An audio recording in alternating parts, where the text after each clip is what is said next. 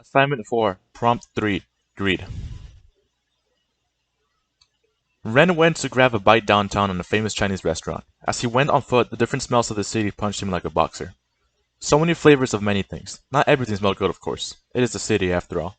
Ren could pretty much taste the gas here. He walked with his hands in his pocket, the cold making his every breath visible. He arrived at the famous restaurant. It's hard to miss. There's a giant neon dragon inside of it. Ren opened the glass door. "Welcome," said the attendant. "May I seat you?" Ren nodded. He wasn't really a talker, just enough to get the job done. "One bowl of mushroom soup with pork chop on the side, please," asked Ren. There weren't a lot of people in the restaurant, which is unusual. Ren didn't think much of it, though. He looked at himself in the window as he waited. He was a skinny, average height man of 20, with white hair and a solemn look. Ren grabbed his long hair and looked at it. Every time he looked at his hair, it reminded him of that day. The day his girlfriend cheated on him with his best friend. But that wasn't the worst bit. The worst part was that later on Ren's girlfriend shot him in the back as he confronted his best friend about it. Due to the fatal gun wound close to his spine, Ren fell into a coma for 4 years. When he woke up, his hair had turned white. All he could think of during the coma was why. Ren woke up with one tear rolling down from his left eye, wondering why. The whole situation seemed like a really bad dream, but it is very much real. It is just so confusing though, thought Ren.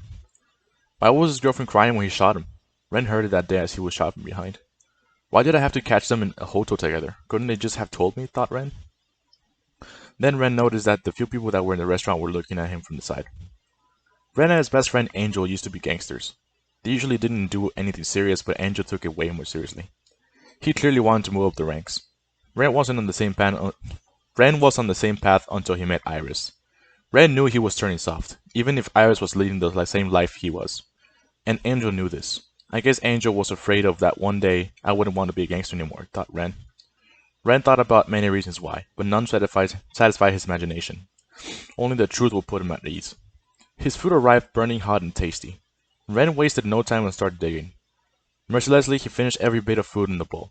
He really didn't like to waste any food. He sat there, still asking himself why after so long. He hasn't seen Iris or Angel since that day. Good, thought Ren. I hope they're happy. Ren didn't mean this, of course. Well, at least not for Angel. He looked outside as it started to rain. He noticed there was something standing outside the phone booth, looking at him. Ren squinted, and a mix of dread, excitement, and anger started to settle in. The gray trench coat, the height, the swept back hair, it was Angel. Ren didn't even pay for his meal. He immediately stood up and went outside. The cold punched him just as much as the smells of the city. The rain soaked him, but he didn't care. Angel stood there, still looking at Ren. The puddles reflected the yellow and red neon lights from the restaurant. Ren wanted to speak, but he was paralyzed.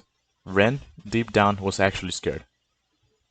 I didn't expect you to still be alive. I thought you getting shot would drive you the hell out of the city even if you lived. But you're still here, said Angel. So you're the reason the restaurant is on edge. Made a name for myself while you were sleeping, Ren. Can't say you did much with your time, said Angel, grinning. Some call me the falling angel, some the angel of death. Either way, when I call, people know things are gonna get ugly. Where's Iris? Angel looked at this guy. Who knows? Angel moved his trench coat aside to reveal the hilt of his blade he carries around. You want to know why Iris cheated on you and shot you? Ren looked at Angel furiously. He knew Ren wanted to know. It was because you were of no use to me anymore. We were supposed to take over the whole turf, you and I. And what do? You ruin things by falling in love with someone, turning soft, not keeping your eyes on the prize. And yeah, I forced Iris to do all those things. Blackmailing is a powerful tool, you know. What did you threaten her with, you bastard? You, Ren. Initially I told her that I would kill you if she didn't do as I said. But it seems you weren't devastated enough when she pretended to cheat on you. So then I threatened to kill her family if she didn't shoot you. I just had to destroy you, Ren, so that you could learn your lesson. Well, it definitely worked, said Ren. No, it didn't. You're not begging for your life or asking to return. I'd wager you actually want to kill me, don't you, Ren? Angel started walking towards Ren, gripping the hilt of his sword. Let's settle this now, once and for all, said Angel. Ren felt the brass knuckles he brought with him in his pocket and put them on. He didn't want to let Angel know he had them until it was necessary.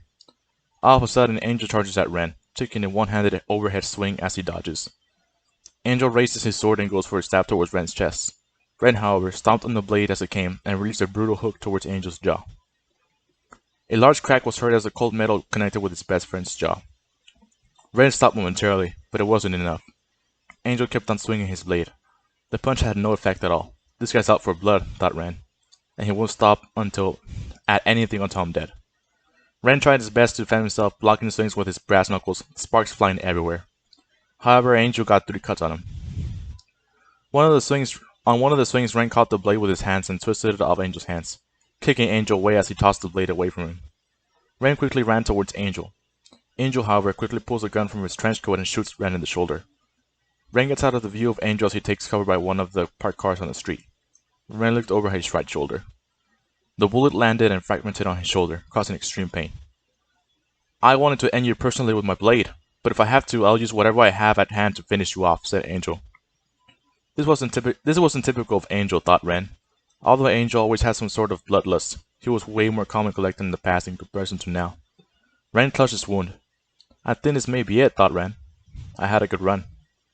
Just as Ren is about to give up, the police sirens start sounding in the distance.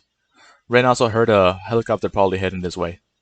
Ren peeked around the corner of the car to see if Angel was there, but he was gone. Although this was far from over, Ren musters all his strength and starts getting the hell out of there.